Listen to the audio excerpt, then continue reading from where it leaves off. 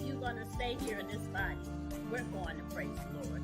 You know, so that's how I encourage. Say that a little louder. Say it again. The people in the back. Well, the people in the back, you have to speak to that illness. Speak to that illness. Hello and welcome to another edition of Overcoming Illness. I'm Paula Denoncourt, your host, founder, and CEO of Enrich Your Health. I am a holistic health coach. I decided to do this show because of people that have different illnesses and their stories that need to be heard. And people need help coping with these illnesses. It can be illnesses like we're going to discuss tonight. Lyme disease, could be cancer, congestive heart failure, you name it. We've had all kinds of guests. If you've not seen any of the shows, I encourage you to go back and watch them on Elevation TV Network. Go over to their YouTube channel. It's Elevation TV Network, and give them some love on there. Give them a like, subscribe to their channel, and then subscribe to my channel while you're over on YouTube. So you can do that by going to Enrich Your Health, ENRICH, and then URHEALTH. That's my YouTube channel, as well as Elevation TV Network, who gives us this platform. So I help my clients stop living a life of pain and suffering with simple diet tips, recipes. I have simple recipes on my website, and I can customize them. So I am looking for people to partner with practitioners, doctors, yoga people, alternative practitioners, anyone who has clients or patients who, when you hear them say, I don't know what to eat, I'm allergic to everything, that was me. I suffered from multiple food allergies, so I can help with that. I can give simple recipes and changes where they're not overwhelmed with so many different options. There's a million things on the internet, I get it, but I like to make it simple. And so you have recipes for yourself that are dairy-free, gluten-free, sugar-free, so that it brings down inflammation in the body and gives you less pain in your body, and can help with those food allergies and sensitivities, less bloating even. I do want to also thank my sponsor this month, Paula Resendes of Traina Supplements. If you need some help digesting your food, getting some good quality vitamins in, good quality B vitamins, we've been talking about them every single show. Go back and watch some of the shows. And her information is up on the screen, so you can get that there. Without further ado, I am really super excited to have my guest tonight, Larry Dapsis. He is an entomologist from Cape Cod Cooperative Extension. He's been an entomologist since the age of 5. Can you even imagine? Bachelor's of Science degree in Environmental Science and Biology at Fitchburg State University, and that's in Massachusetts, and MS Entomology at the University of Massachusetts, Amherst. 43 years of professional pest management experience, including vegetables, cranberries, and household insects. Joined Cape Cod Cooperative Extension in 2011 as Deer Tick Project Coordinator and entomologist, and is a member of the Barnstable County Task Force on Lyme disease and other tick-borne diseases. And for those of you watching worldwide, Barnstable County is in Cape Cod, Massachusetts. So his additional responsibilities include invasive species monitoring, master gardener support, insect identification, and as a general resource for the county, educational areas include prevention of tick-borne diseases, insect evolution, pollination, ecology, pest management, general entomology, forensic entomology, and edible insects. Okay, Larry, that bio is really testing my abilities with my grammar. But welcome to Overcoming Illness. So, Larry, tell us a little bit. It'll make you a star. It'll make you a star on Scrabble. All those words make you a Scrabble star. You know, you and get those into your lexicon. You could close out a game in 3 moves. right? So, Larry, tell us a little bit about your background, where you So, grew Paula, up. thanks for the invitation. Yeah. Sure. I'm a Massachusetts native. I grew up in the central part of the state, and I was born in a city, and I stayed there most of my early years, and then when I became 18 and decided on college, and I was thinking of different. I knew at age 5 that I was going to be a scientist. That flat out. I just didn't know what kind of scientist. I mean, I had an interest in insects, but the natural sciences overall, but also you know.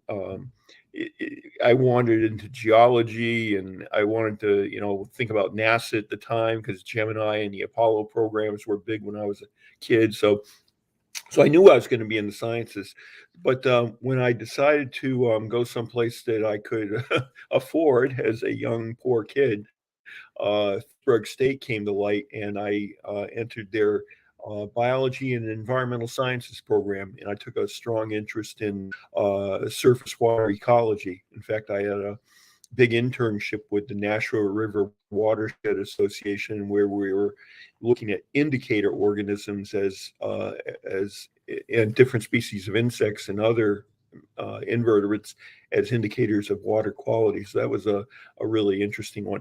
But then I decided when I was finishing up that I did want to go to graduate school, and then you have to kind of pick a specialty there.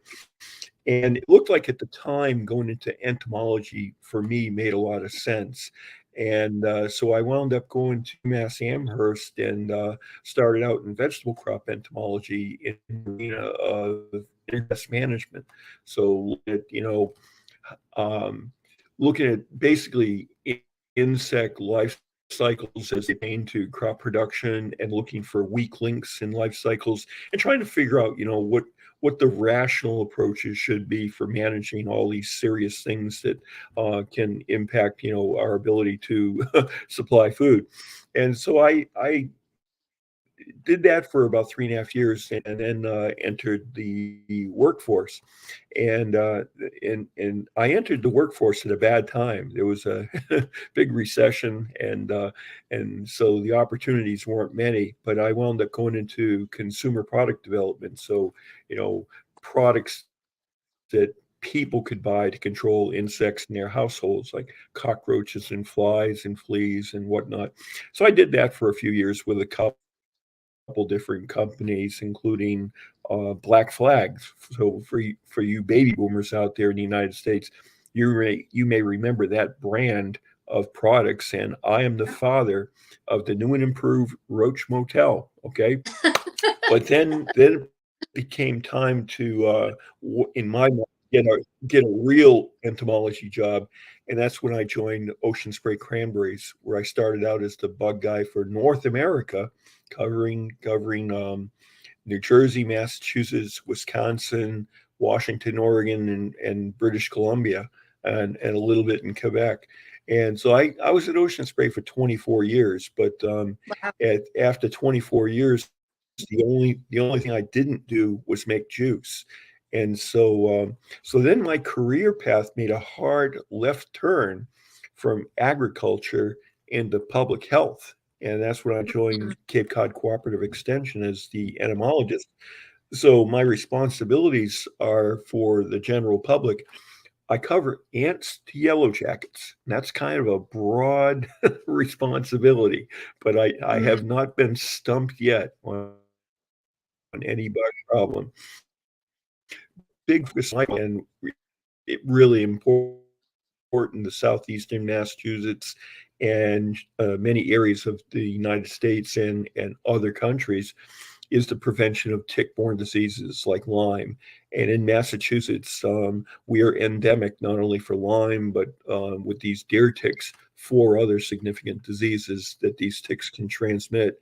And that's just one of the ticks that people have to deal with here. But it goes well outside the borders of Cape Cod. This is Lyme is something that's endemic in 100 different countries around the world. So it's not only through North America to varying degrees, but also to up and coming big problem in Europe and Western Asia, and certain parts of Asia, Southeast Asia. Oh, didn't know that. Yeah. So Lyme is actually out there in a bigger bigger coverage. It's just that the medical community, hasn't really kept pace with the people that get sick. I mean, because like a whole bunch of other diseases, as you know, Paula. So Lyme is occurring in places where it's just not recognized, and that's true here. Getting a correct diagnosis of Lyme disease is kind of a tricky thing. There's just not a Right. good mousetrap for that, and that's why prevention is the key. That's the foundation of the program I manage. Hmm. So I love your tie. Thank you. Am I overdressed? Not at all. That was a You that just was for a the gift occasion. from one of my workshop fans. Hmm. Well, that was a cute little gift. So back up a little bit. Growing up, did anybody influence you in studying bugs? Actually, the big influence for studying insects came from a couple different places. Hmm. One is, as a kid, I used to just collect things that were cool, that looked interesting. Because back when I was a kid, we didn't have computers, we didn't have the internet, we did not have cable television. So I spent a lot of my time outdoors. So I was hanging around the woods and meadows and swamp, and I would observe lots of nature. I was a naturalist at a young age, and Mm. I would basically collect stuff and bring it home. Interesting looking leaves and rocks, and occasionally I'd collect bugs in jars and take them home and look at them for a while and let them go. But one summer I was seeing some things appear on bushes that at the time they looked kind of like styrofoam, even though styrofoam was just invented when I was, a 6-year-old kid. But they look cool, so I would break them off the bushes, bring them home, toss them on my bureau, and I was in the first grade, and one day I was coming home from school, and my mom was waiting on the front porch, and then I heard, "Lawrence Joseph Dapsis, get your butt in this house right Oh now." no. And when you hear all three of your proper names in one sentence, Paula, you know what that means. That Oh means yeah. it's time for a staff meeting.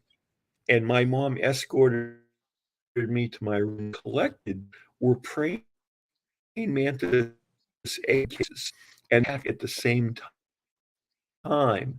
And so around my room, on my bureau, the walls, the ceiling, were hundreds of little baby praying mantises that were walking Oh, around looking for their first meal, like a fruit fly or something. And I oh. thought it was the coolest thing I had ever seen. Yeah, hundreds of praying mantises. And I was, the luckiest kid in the world until my mom took out the vacuum cleaner and took care of what she perceived to be a problem in the household. Ah. So that was the end of my housemates for a while. But I think that did have a lasting impression upon me. When I was finishing up my biology degree at Fitchburg State, I had taken entomology along with a lot of other zoology courses and whatnot, and I still wasn't exactly sure what I was going to do with it. Mm. But I had a really good advisor, and he got his PhD at Cornell in plant physiology. And we were chatting about graduate school, and he told me that when he was at Cornell, there was a department of entomology. Then one of their specialties, because he used to run into this group of scientists all the time, and he said, "There's a thing called integrated pest management, Larry, IPM." And he said, if you go into a degree in entomology and integrated pest management, not only might you have a job in a very specific field, but you can make some money, some good job opportunities. And when I looked into entomology and pest management, I saw a big world in front of me. And and so I started out in agriculture thinking, well, everybody has to eat. And I grew up, as a lot of people did, immigrant families. A lot of my family's background, we farmed. We farmed up. Um, I'm really the first generation in my family that didn't grow up on a farm or farming, but I've got a lot of farming behind me, and so I had a great appreciation for agriculture at an early age, just because of that's where our family came from, and so starting vegetable crops was wonderful, and then when I went into the job market and was testing the waters, and then wound up in cranberries for 24 years. I mean, which was unique because that's farming in a wetland ecosystem, which is kind of a tricky thing with trying to grow and maintain things like water quality and uh, we evolved to a point we are great at being able to manage crop in a environmentally compatible way. But like I said, it was time to eventually move on, and that's when I wound up with cooperative extension. And now, um, the big thing when I joined extension was when my opened. I mean, I'd heard of Lyme disease when I was in primary, didn't renew on my course, but I didn't understand probably to the full extent. And when I started doing workshops and talking to people, a lot of people here for chickens, and then I started hearing the horror horror stories about tick-borne diseases and being sick for a year, couple years, 5 years, 10 years, sick Mhm. for 20 years, and they're so frustrated because they don't know what's going on and they don't know how to get help. And I saw that what I can do is let's prevent that tick bite in the first place, so nobody has to go through this. Because Right. once you get into that arena, you don't know the outcome, and that should be kind of scary. And there are things Right. from the standpoint of prevention. So our program is an aggressive outreach. I'm just many people as I can through various media, so live in-person workshops, work with the media closely. You are Mhm. a phenomenal opportunity for me to get our message points out. So Yeah. it's a constant dialogue that I now have with many people. Yeah, I think it's amazing what you're doing, Larry. I remember when I met you, I went to a group meeting with Central Mass Lyme Foundation, which is what I started to go to all their group meetings. And if you've never seen my program before, I'm a Lyme disease advocate. I've gone to many, many meetings for them in Massachusetts. I'm in North Carolina now. But I just commend you for all the workshops you're doing in teaching people how to prevent Lyme disease. You and I talked the other day. I see people rolling around on the grass over here and stuff, and I think to myself, do they have anything on to prevent a tick bite? Probably not. They probably don't even think about it. I mean, they're all dressed up. It's a restaurant right aside of it, and they're all dressed up to the nines going to this Mhm. expensive restaurant. I'm on a lake. It's beautiful here. And I'm like, these kids, they're young, they're just rolling in the grass. I'm sure they're not thinking of putting on some DEET or something, rolling in the grass. I Sure. guarantee you that. So we need to educate.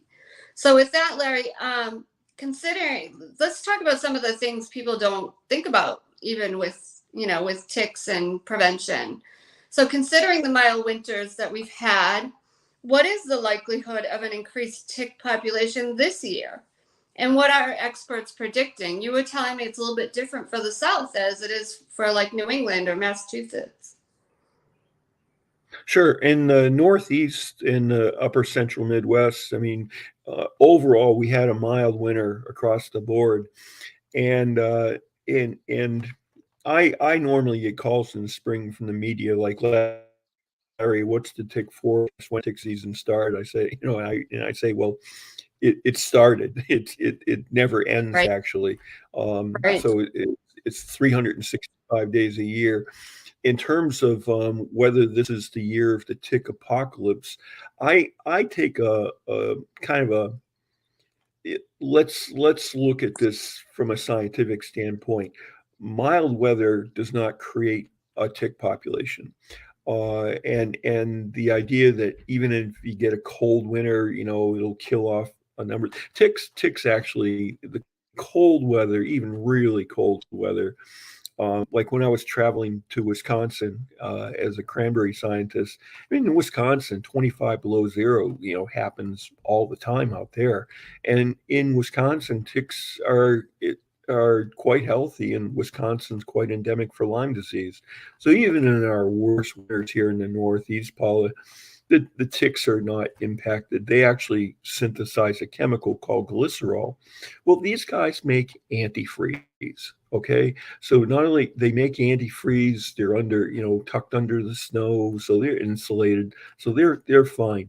So what I tell people in the media is that in order for us to have the tick apocalypse, that would have been due to events that would have happened 2 years ago. If we had a huge tick population rolling over us, it would have been because that we had a phenomenally large acorn crop 2 years ago, which would have made the mouse and chipmunk populations and other rodents spike last year, and that would have led to an increase in tick populations this year. But acorn crops go up and down, and so what we see in our surveillance is tick populations vary year on year, but they don't oscillate like here and like down Mm. there. It's more of a matter of prevailing environmental conditions that allow them to be active. So whenever you get temperatures above freezing, there's no snow cover. Yeah, ticks are active. If you get periods in the summer where it gets very dry and the humidity is low, you're going to have lower exposure risk because the ticks are down in the leaf litter trying to stay hydrated. They desiccate. Deer ticks desiccate quite quickly. Hmm. And then if you get, rain and ambient humidity going up, the ticks will be more active. So, but I tell people that tick season starts January 1st, goes to December 31st. And so when the environmental conditions are favorable, you have tick activity. And here in Massachusetts and in workshops, I show people the case data. And if you look at cases of Lyme disease by month, you see cases of Lyme disease in the Northeast, January, February, March, Hmm. April, all the way to December. But the bulk of the cases are during the summer months. So, Right. which is what we're coming into right now. So 85% of the cases occur during the summer, but it's all throughout the year. So Yeah. it's not going to be the apocalypse. It's mild winters. It just means the ticks were more active earlier. People were, taking advantage of the nice weather in the early spring, getting outside. So they're surprised that um, that they're out there in March and they're getting tick bites. So it's more Right. of a matter of people activity than anything else. Right. So Larry, tell people how they can. I've talked about it on other shows, but some people might be watching that have never watched before. How can they prevent a tick from being on them, or what's tick prevention? Tell us, give Sure, us, yeah. sure. We've constructed our program in a 3-phase plan, Paula. Mm-hmm. Protect yourself, protect your yard, and Mm, protect your pet. Okay, so we got all three of those things to consider.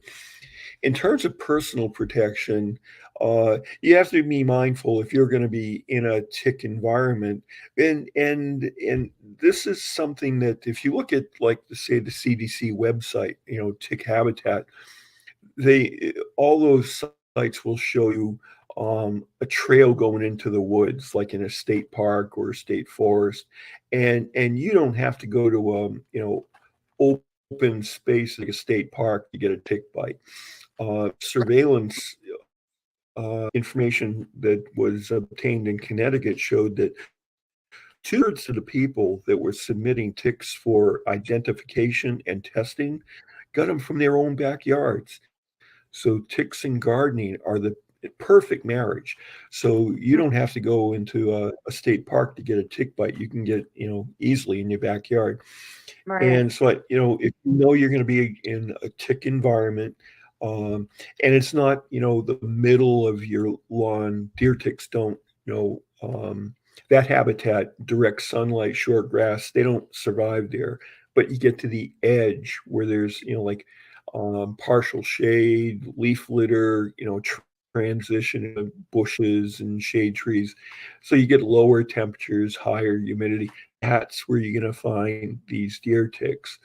So you just have to be mindful of that. So if you are going into a tick environment, it's certainly recommended, the long pants tucked into your socks. Yeah, it looks dorky, but it's effective. Keeps the ticks on the exterior of your garment. But people during the summer like to wear shorts and stuff like that, and so even if you're wearing shorts, um, wearing proper shoes and socks is important, and wearing light colors makes it easier to see the ticks. I tell people when you come in from a outdoor activity, first thing you do is to get ready to do a tick check is throw your clothes in the dryer for 20 Yeah. minutes. That's all it takes to kill any ticks that are in. You don't have to throw them in a hot water wash and then put them in the dryer forever. Just 20 minutes Right. in the dryer, enough. And then that's an opportunity to, what you should be doing is a tick check. And as a lot of people experience, ticks can get in some funny places. So Right. the typical places are, on your hip, around your neck or behind your knee, but you got to think about between your toes, your pelvic area, under your Mm, arms. So they um, any tight places where clothing becomes restrictive is a place where you're going to find a tick, but you can mm, basically find them anywhere. And the stages of the tick, if you were going to create a search image, what should I be looking for? I tell people when you do a tick check, using your fingertips is probably the best way to do a tick check. Is you feel around and feel, where you come across a bump where you never had it mhm. before. So your fingertips are very good at tick checks. But in terms of size, the adult stage of the deer tick that's out from September till there's still some out about now. They're about the size, if you look at seeds on a bagel, sesame Yeah. seeds. So an adult stage deer tick is about the size of a sesame seed. But the nymph stage of the tick that started, especially with this mild weather up here, started coming out, 2 to 3 weeks ago, and they'll be with us until mid-August. And those things are the size of a pot, okay? So something really tiny with 8 legs, a bad attitude that can plant you on your butt for a very, very long time. So looking for something the size of a seed is a challenge.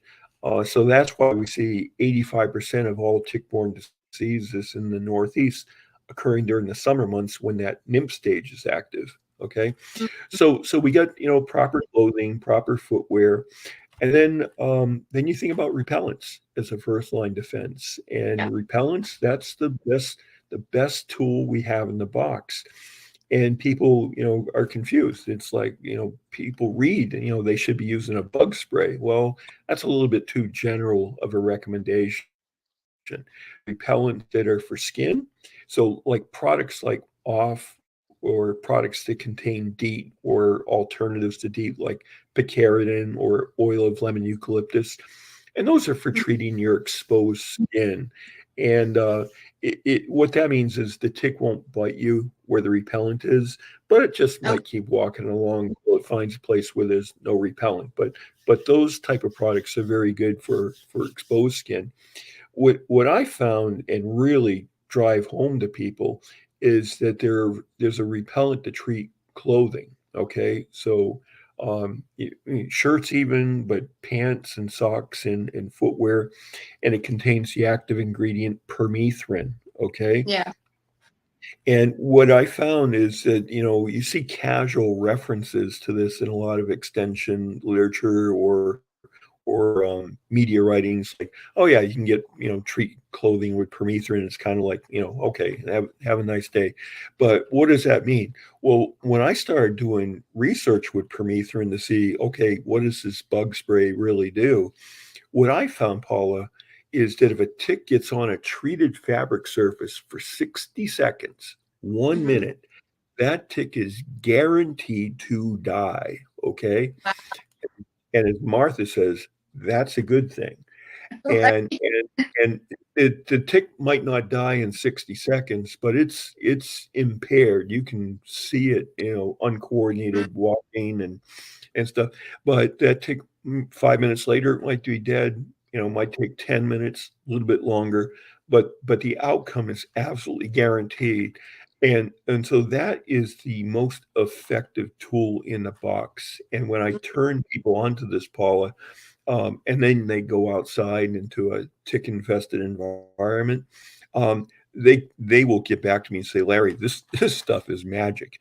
And the biggest problem we had on Cape Cod was finding product. So I met with all the owners or managers of the major garden centers on Cape Cod, and now they're all stocking product.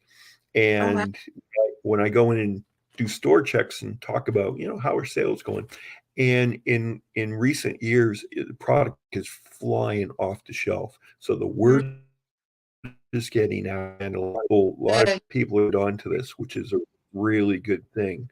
And then you have to address the elephant in the room, okay?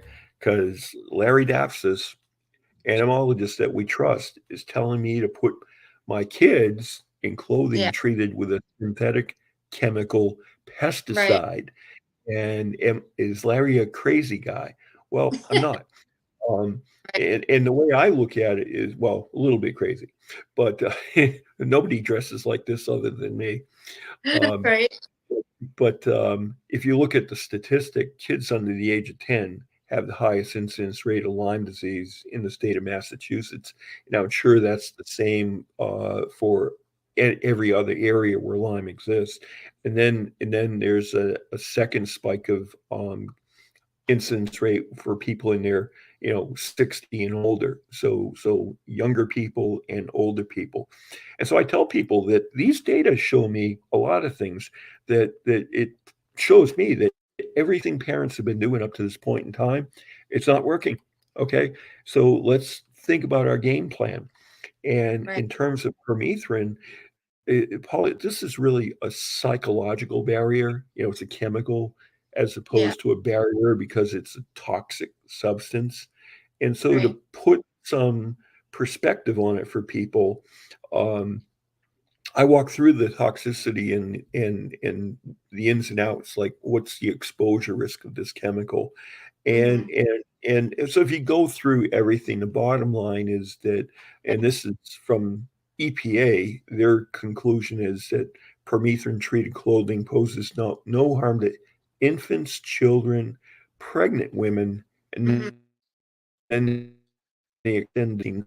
And National Research Council that studied long-term exposure, like people wearing permethrin treated everything, 18 hours a day, every single day for 10 years. And when they rolled up that aggregate exposure, they saw no reason to expect an adverse effect. So Paula, when I look at what I think is really a low amount of risk for permethrin exposure, and I weigh that against the consequences of one of these tick-borne diseases, and Oh Lyme is yeah. just one of them. For me, that is easy math. So Right. parents should not hesitate to be using this to protect their kids. It's what we need to do. Yeah, they don't see the big picture. They, even myself, I didn't know a few years back what Lyme disease even was, let alone what, chronic Lyme was or any of that. So they just don't Sure, and it's know. hard to yeah, it's hard to even diagnose in a kid. How do you ask a kid if their joints are feeling arthritic? I mean, Mm, they've never they don't know what you're talking about. right. So that's and so kids are an important component of protection. And here on Cape Cod, we have a much older demographic. I mean, there's a lot of retired people here on Cape Cod, and so our population has a higher average age than compared to the rest of the state. So we have, not only Lyme that they're susceptible to, but babesiosis and anaplasmosis are also transmitted by deer ticks. Um, Most of those cases occur in people 60 and older. And here on Cape Cod, in our surveillance research, we see a certain degree of co-infection. About 10% of the Right. ticks are packing more than one bug, and you can get more than one of these diseases at the same time. So permethrin treated clothing and footwear year round. So to that end, we actually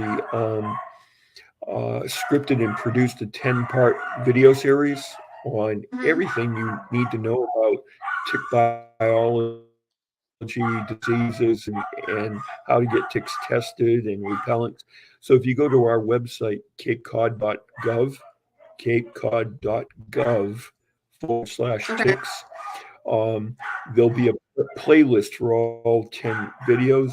And one of our videos is on permethrin treated clothing and footwear.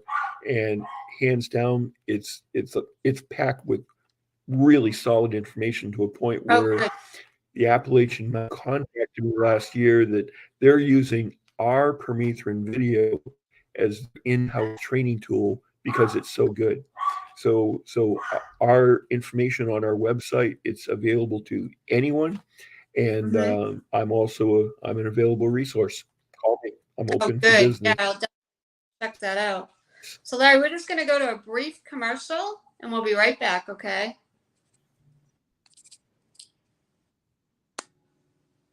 Will do.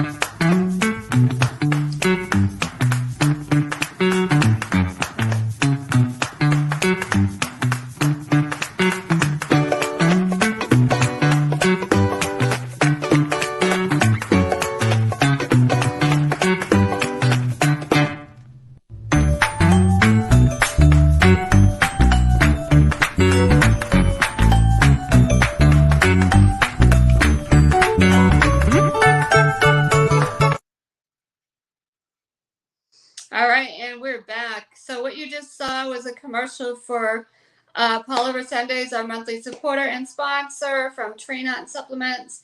That's a probiotic, and what that does is it digests the food that we can't digest. So it's a little hard to see in the video, but in that pudding, it's breaking down all the different like carbs and fats and proteins. So it's really helpful for people with if they have gut issues, and a lot of people with autoimmune issues, Lyme disease, have gut issues. So you want a probiotic. So let me know if that's something you need help with, and I will hook you up with Paula. So Larry, we were talking about, you started to talk about the co-infections, and one of the ones you mentioned was babesiosis, um, which some people are probably like, what did he just say? What is that called? So the CDC recently posted, It's one, yep, it's one of those one of those Scrabble words. Right? So the CDC recently posted about a significant rise in babesiosis. So tell the people a little bit about, help them understand what the heck is it all about co-infections. Like you've got Lyme disease, but there's also infections that come under the umbrella of Lyme disease, and babesiosis is one of them. So tell the people a little bit about that. Sure. So deer ticks, there's we now know of 5 different pathogens they can transmit to people that make them sick. So we have Lyme, by far and away is the most prevalent, but Babesia, and after a while, Paula just kind of rolls off the tongue. But anaplasmosis, relapsing fever, and Powassan virus. Yeah, the CDC, there was a lot of media coverage lately that there's been a 25% increase in the amount of babesiosis out.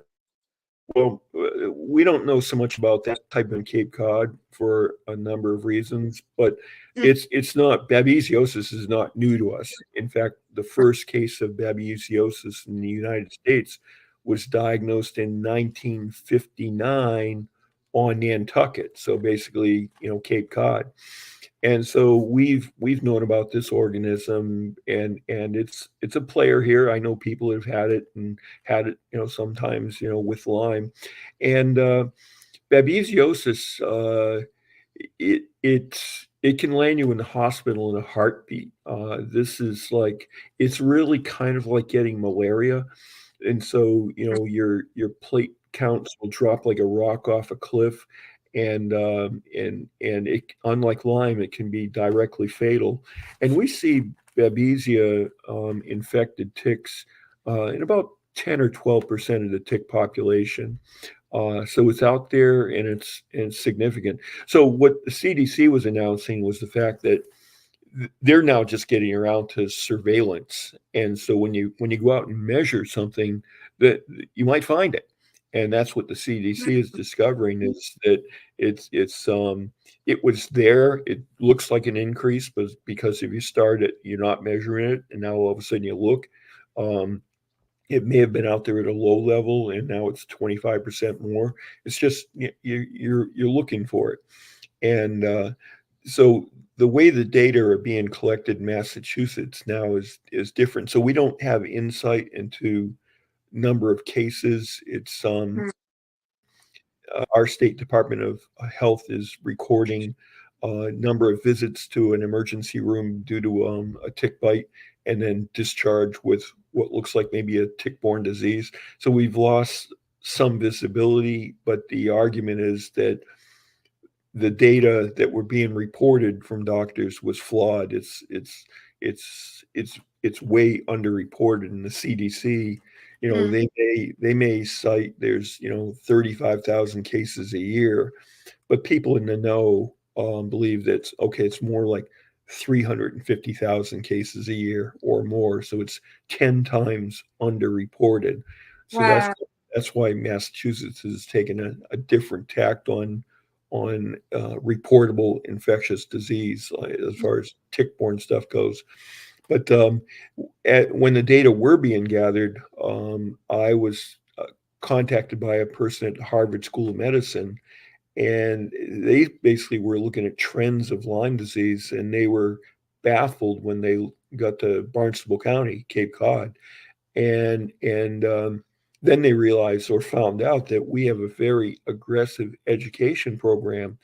And Dr. David Scale contacted me. He said, Larry, whatever you're doing, keep doing it, because Barnstable County is the only county in the state where the incidence rate of Lyme was not increasing.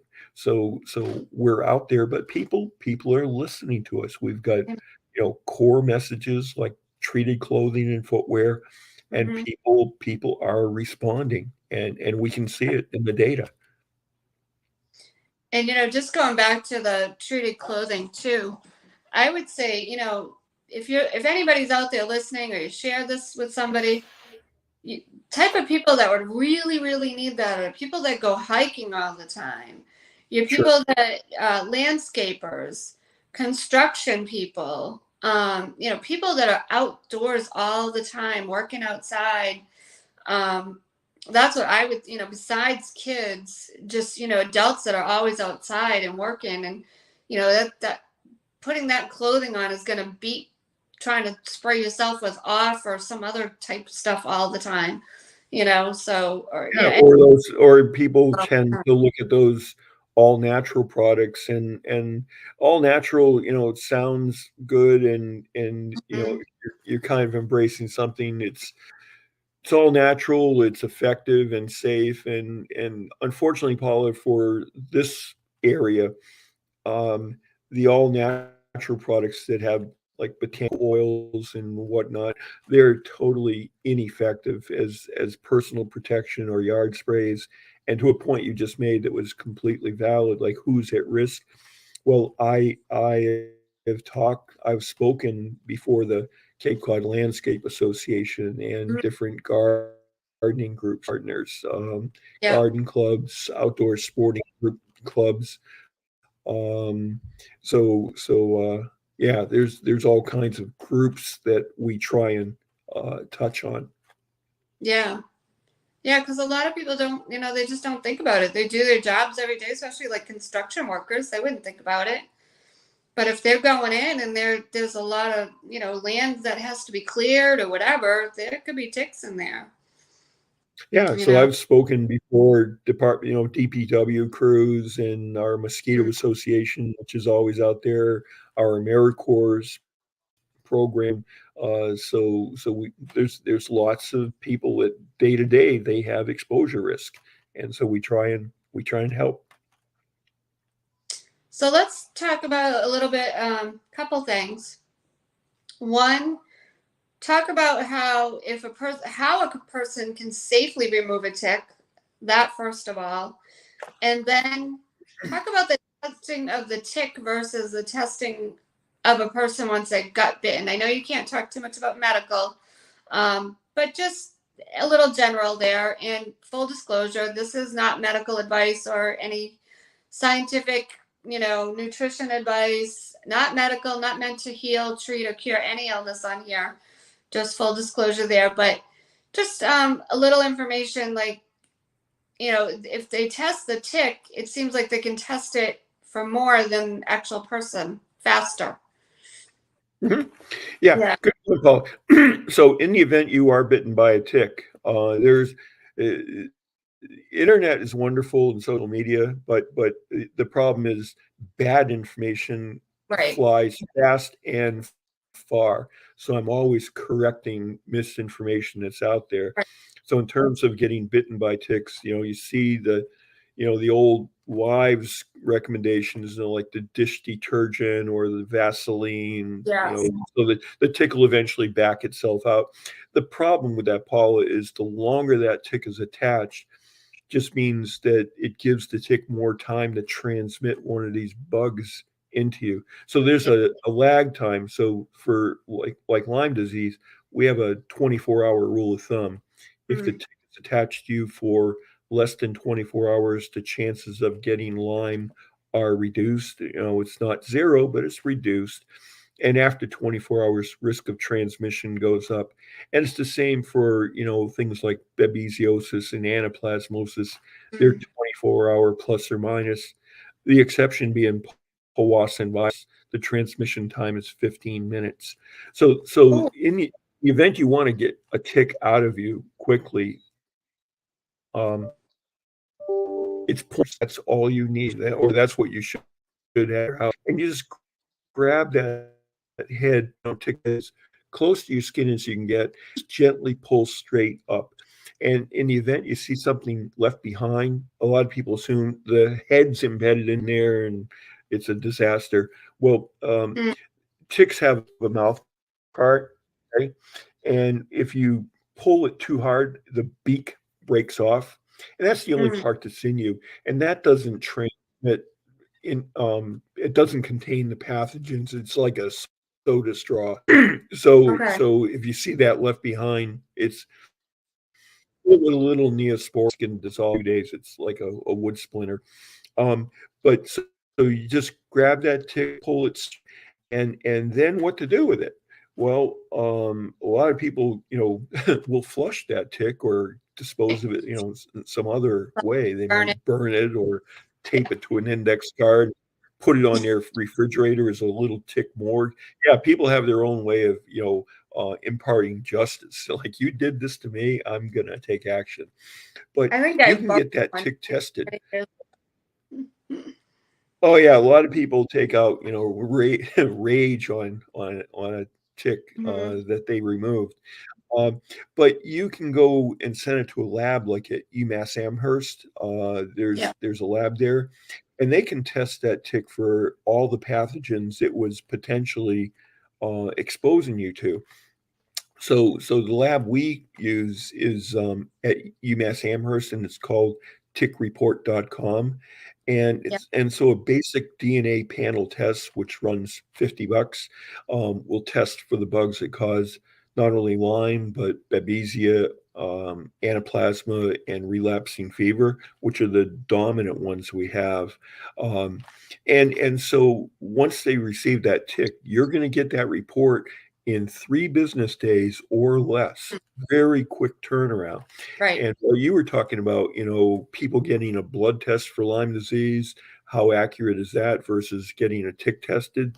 Right. Well, the human test for Lyme disease, you can get false positives, you can get Right. false negatives, you can take the test at the wrong time. So there's a lot of ins and outs to testing a person for Lyme disease. But for this tick test, um, this technique is 99.9% accurate. So if it says that tick is packing the bug that causes Lyme, it that's the deal. Uh, Right. so tick testing is extremely accurate. And so for a patient, it's actually good because you have solid data that Right. you can now, if you're not feeling good, now you can have a conversation with your primary or your kid's doctor. You can say, hey, my kid was bitten by a tick, say 3 weeks ago, and is not feeling good, or I'm not feeling good. And this tick that we pulled off had this, and maybe even this, because we've seen scared pathogens. And so for a doctor that's really kind of willing to, open their minds a little bit, and Cape Cod doctors, they're getting there. Um, Initially, it was like, tick test. What does that tell me? Well, it tells you what your patient potentially was exposed to, so that now you can look at your patient and hopefully start looking at what should be, part of the clinical profile, or for what is before you. And so I'm happy to report that some people have told me that there are some doctors, in response to getting, a call from a person that got a tick bite, they say, I'm not going to do anything until I see the tick report. And I think that's good news, is that Yeah. doctors are now taking these data and utilizing them, which is really, really good. That is good news. That is good news. Yeah, I just really wanted to address that because who would think if you test a bug or a Yeah, tick that it would just be so much simpler than having to go through all these tests yourself. It just kind of saves that person from a lot of things that they don't need necessarily if that tick gets tested. So, sure. And if the tick test comes back negative, as long as that was the only tick on you, if right. that comes back negative, that's a peace of mind, Paula. That's a peace of mind. Absolutely. So let's talk quickly. We only have about 5 minutes, but just some quick myths. Like there's deer ticks and dog ticks. What can you tell us about that? Sure. Dog ticks are very common here in the Northeast, and dog ticks, I consider them more of an annoyance than a real health threat here. They can transmit the bug that causes Rocky Mountain spotted fever, Okay. which in my 12 years here in Extension, we've had one case of Rocky Mountain spotted fever. Down where you are, Virginia, North Carolina, Rocky Mountain is much more common in southern states. So dog ticks down in your area, dog ticks are, they're more of an important part of the landscape as well as deer ticks. But up here, I tell people, okay, it's a dog tick, and only deer ticks can transmit that pathogen that causes Lyme. So one of the That's a, myths out there is that, I got Lyme disease from a mosquito or I got it from a flea, because research shows that that pathogen that causes Lyme has been found in mosquitoes, in fleas, in lice, and spiders.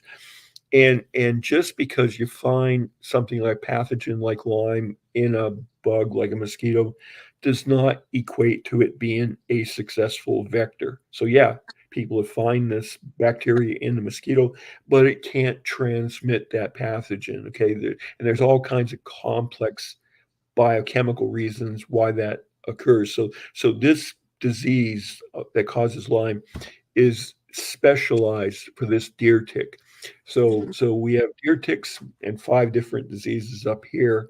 Dog ticks that we consider more of an annoyance. And the newest player we have up here, but very, very common down south, is the Lone Star tick. And uh, we started finding this on Cape Cod about a year after I came on board. So about we've had 11 years now, mm, and it's found a good home on Cape Cod. It likes it here, and so we're keeping an eye on it, mm, and people are getting bitten, and there are some diseases that can transmit, and one of them is called starry. It's a type of rash disease with flu-like symptoms. So I know we've had some people with Lone Star tick bites diagnosed with starry and successfully treated. But the game changer with a Lone Star tick is the bite of a Lone Star tick can trigger an allergy to red meat consumption, which can yes. be as mild as hives, but all the way to anaphylactic shock. And I know that there are cases of this red meat allergy that has occurred here on the Cape. And so it's a very complex food allergy. In fact, one of the places that's doing the best research, a focal point of it, is down at the University of North Carolina, Paula, right in your backyard. I Dr. didn't know that. Scott, Dr. Scott Cummins is doing a lot of work on this um, meat allergy, and it's not just beef, but it's pork and lamb, and even beef derived products like gelatin. But even now that allergic response has been extended to high fat dairy products like ice cream. And I don't know about you, Paula, but I imagine being able to eat ice cream for a long time if I was bitten by a Lone Star tick. So that tick is found a nice home here on Cape Cod and is on the increase. So we've got 3 different players here, but Lone Star uh, here and down through the southern states, very, very common.